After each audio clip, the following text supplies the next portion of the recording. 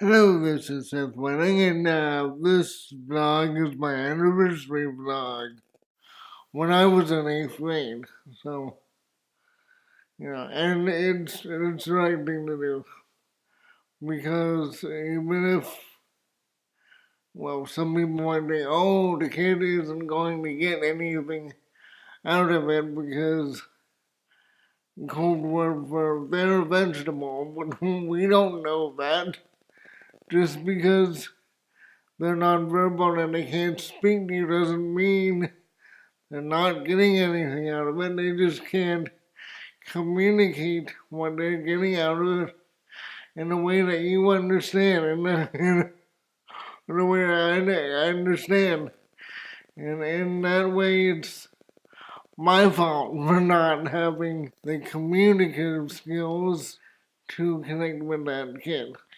And an added bonus is that what I've observed is that I work with a guy who, it's just going to be a modification whether you have a grabber or you have called a person over who's taller than you are and saying, can you get the map, please? It's just a modification. Everyone has modifications in their life.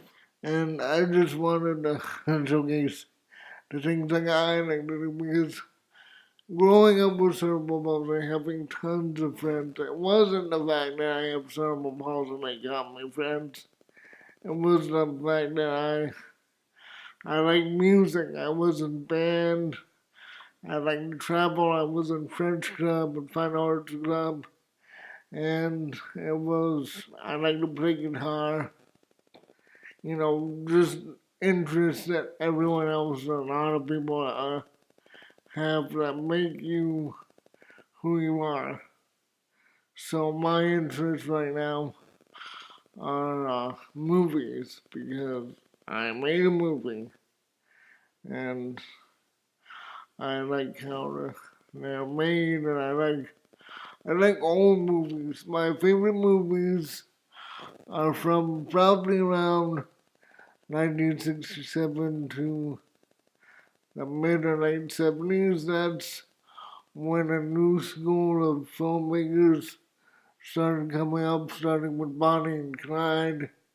Our films were more realistic and they were more truthful. They weren't like From Here to Eternity, which I haven't seen yet. But I'm thinking that it's just a war film that's all glory, like, oh, up on the hill, let's go there, and they're just running in and almost no one dies. And then Bonnie and Clyde, it's really, it hits home. It's very bloody and very in your face, and that's why Tarantino makes films the way he does, because his first two films, the one that he wrote, I think both ones he wrote, Natural Born Killers and True Romance. Both of them were Bonnie and Clyde tales, and that's going to come up in May. So it was just it's a grittier view of society, and sometimes the anti-hero can't resolve anything. Sometimes the good people who you think are good people are anti-heroes and they're actually really bad, like Bonnie and Clyde. They're not Robin Hood. They're just like drugstore cowboys. They're like meth heads. They're stealing cars and they're killing people because they want to get their adrenaline fix. They're not out for the public good. They don't care, but they're being portrayed as if they do care. I wanted to get older movies on YouTube because they're there, but not a lot of them. But everyone wants to see the latest release. And I hate it when, like Ocean's 8 comes out this summer, probably in July. You know, I've seen Ocean's 11, you know, a Frank Sinatra Rat Pack movie, not the George Clooney or whoever the hell it was who starred in that remake. That Steven Soderbergh, most popular Steven Soderbergh film. You know, the original was not like that. They actually went bust and they cashed out. And they had to, you know, it was like addiction just going up and then crash. So, yeah, you should see that one too. It's not on the 100 Greatest American Films list.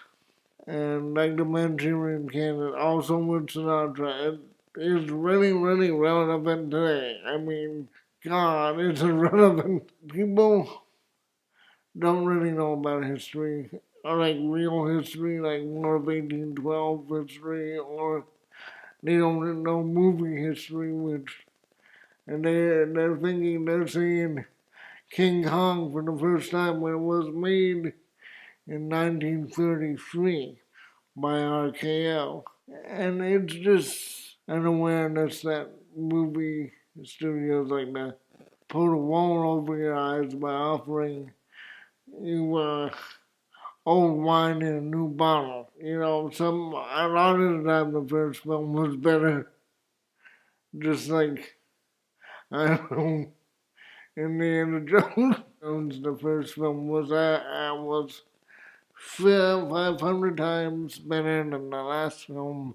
But anyway, that's my bias. Yeah, so what I'm doing is, what I'm hoping I'm doing is, I'm definitely gonna keep on with the 100 Greatest American Films, even though more people have watched them, but not as many as I like. Well, obviously, but I'm thankful for every one of y'all who watch them because it just makes me happy.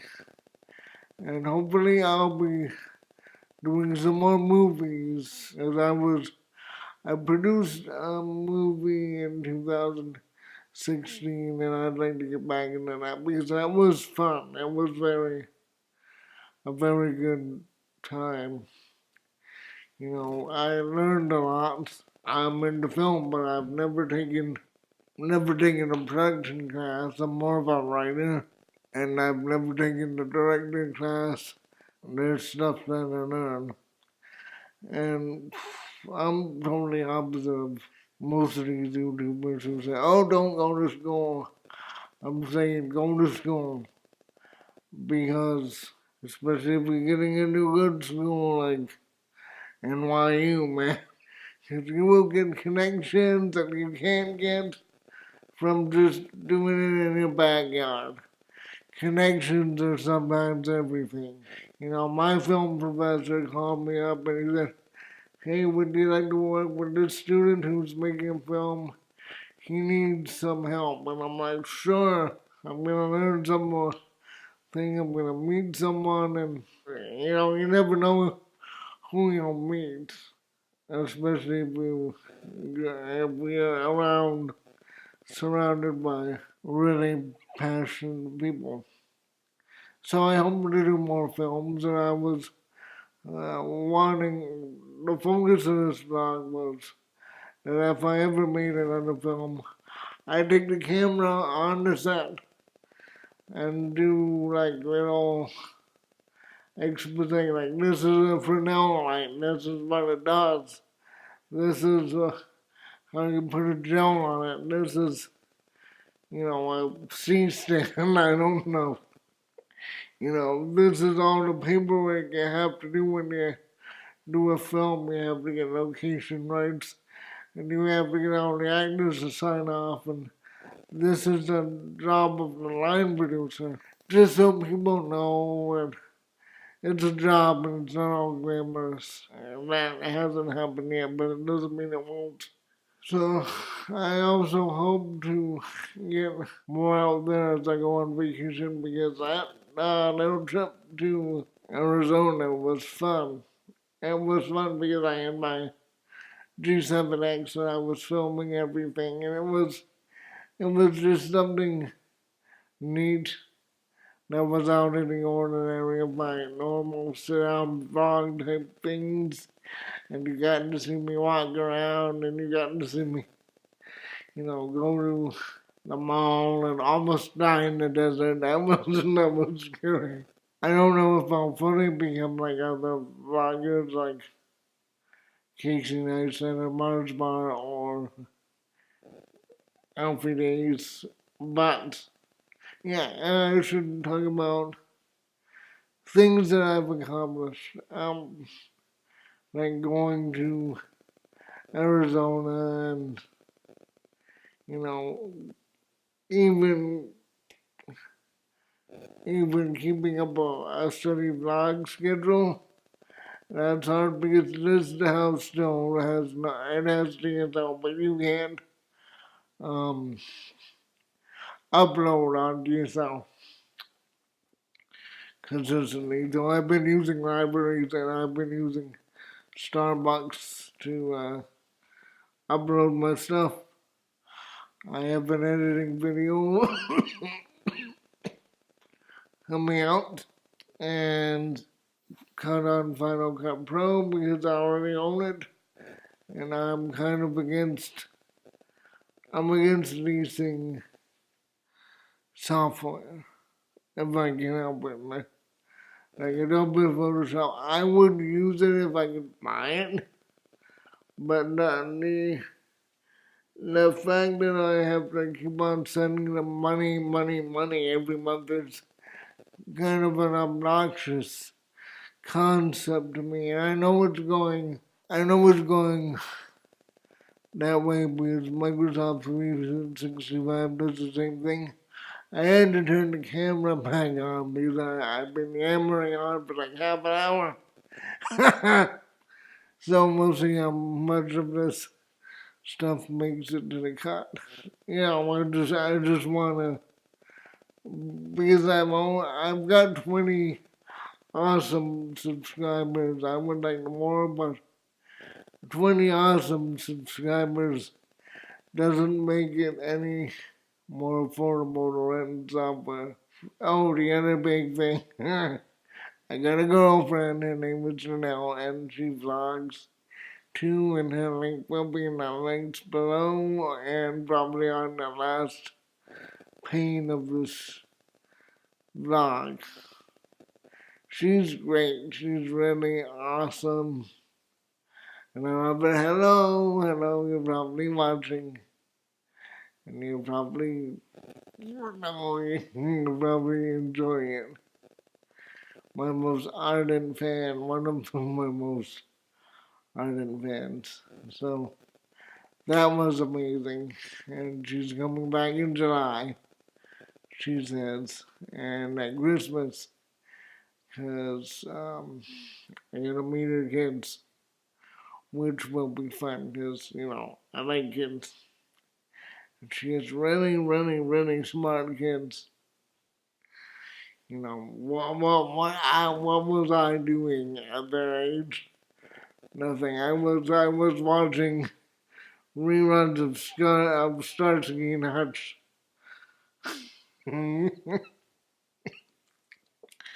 I wasn't in National Beta. Anyway, that's coming up. That might be my first Vlogmas this year. I hope so. That would be fun. Now that I'm getting into the swing of things and posting more regularly because I got all my editing stuff down and transcribing while I'm editing. And the other thing that I have coming up is I'm gonna look into getting an operation or a piano lift, like a retainer, to make my voice sound more like yours. Then maybe I won't have to transcribe my videos anymore, which will only make it more will only make it faster for me to make these videos, and I won't have to sit there vlogging for like transcribing for like 10 hours. So I'm looking for those three things. Janel coming up. Number 2 is getting a plano left or whatever, and I don't think I can do anything about broadband right now. But maybe if I move to her house, I could use her broadband, but she says it's uber fast. That would be awesome. So I'm glad that you've stuck by me in my long half an hour vlog, maybe, and you're still awake. So if you like this video, click like, subscribe, hit my bell if you want my notifications to show up in your feed. My links are below, so check them out, along with Chronic Mom Vlogs, vlog address. Check her out, she's a hoot, she's great. And thank you for tuning in. Thank you for watching me. And I'll have more vlogs coming up very soon. Bye.